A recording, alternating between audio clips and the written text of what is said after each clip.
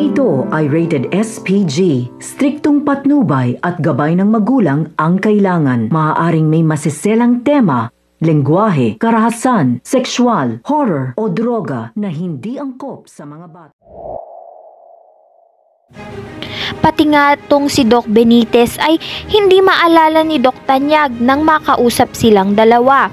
Hindi niya nga makilala at hindi rin siya pinaniniwalaan ni Doc Tanyag sa mga sinasabi nito ni Doc Benitez tungkol kay Annalyn at Lynette. Sa kabilang banda naman ay dumating na nga sa East Ridge ang mag-oopera sa Conjoined Twins.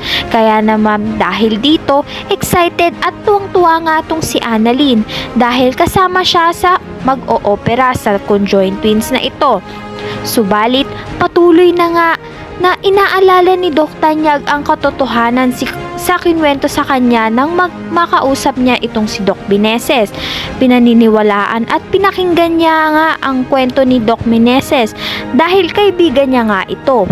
Ngayon nga ay kinausap niya si Moira at tinanong kung naging mas mahal nga niya si Lynette. Mahihirapan nga itong sagutin ni Moira dahil nga ay tumaliwas na ang kwento niya kay Doc Tanyag.